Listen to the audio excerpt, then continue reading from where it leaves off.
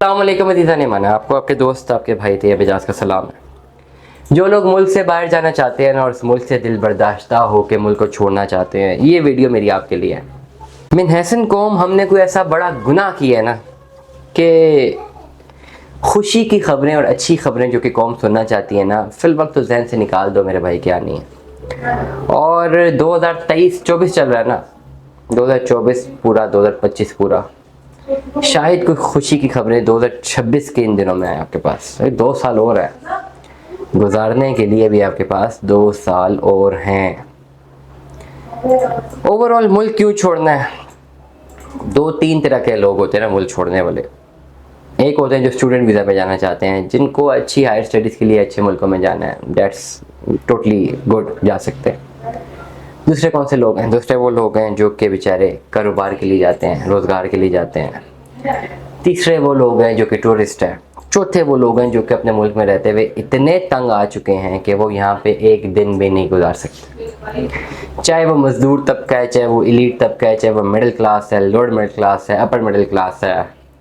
मुल्क छोड़ने का मकसद उनके लिए है कि वो समझते हैं कि यहाँ पे ज़मीन इतनी तंग है उनके गिर्द और उनको जो है फंडामेंटल राइट्स नहीं दिए जाते, जिसकी वजह से वो यहाँ पे मिसफिट है। उनको यहाँ से भागना है किसी ऐसी जगह पे जहाँ पे इन्वायरमेंट ठीक हो और जुल्म ना हो।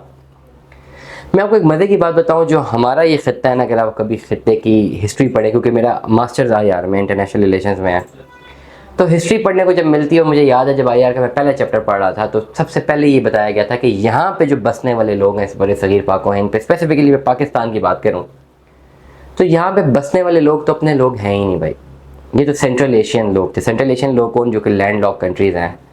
अफ़गानिस्तान से आगे ताजिकिस्तान का, अफ़गानिस्तान के बीच में आता है, ताजिकिस्तान, किर्गिस्तान, अज़रबैजान, जितने भी लैंड लॉक कंट्रीज़ हैं जिनके पास समंदर नहीं है, वहाँ पे कहत पड़े और लोग वहाँ से द नोमैड्स, ये बड़ा कॉन्सेप्ट है, कभी गूगल कर लीजिएगा जाके।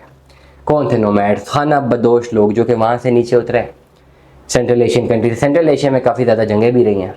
तो 2 ही रीज़न थी, यहाँ पे वहाँ पे हालात ख़राब थे, ठीक है, अमन नहीं था, तब वो नीचे उतरे, इधर आए।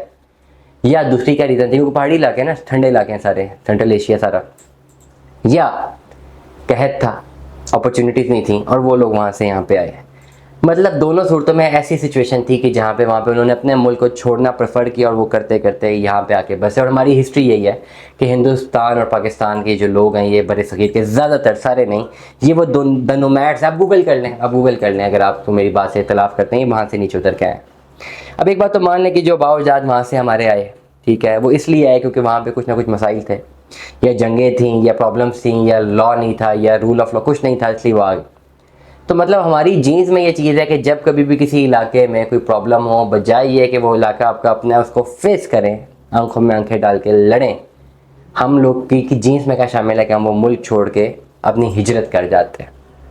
और ये बुज़दिली की मैं समझता हूँ, मेरी ज़ाती राय में, अब इसका ताल्लुक हिजरत से नहीं है जो कि हमारे इस्लाम में हिजरत है, उसे बिल्कुल भी नहीं, वो एक अलग कॉन्सेप्ट था। लेकिन मैं इस पर्टिकुलर कॉन्टेक्स्ट में समझता हूँ कि सबसे बुज़दिल कौम हुआ जो कि रुक कर, ठहर कर अपने हालात का मुकाबला नहीं करता। अपने हालात का जो लोग मुकाबला नहीं करते उनके साथ ये होता। अपने हालात का मुकाबला करना सीखिए। कब तक भागेंगे? अपनी हिस्ट्री उठाएं तो सेंट्रल एशिया में यही हालात थे जो आज यहाँ पर हैं। तो आप क्या बावजूद वहाँ से भाग के नीचे आ गए, चलो यहाँ सेटल होते हैं। कितनी जानें दी होंगी, कितनी मुश्किलें काटी होंगी, यहाँ आके कितनी मुश्किल होगी। अब यहाँ से इसलिए जा रहे हैं कि यहाँ पे हालात ख़राब है, तो कहीं और जाएंगे, तो कहीं और जब जाएंगे तो वहाँ से इसलिए भागेंगे कि वहाँ पे हालात ख़राब होंगे। मसला आप पे है, ये मेरी कौम के लोग सुनो, मसला आप लोगों में है, मसला मुझ में है, मसला आप में है।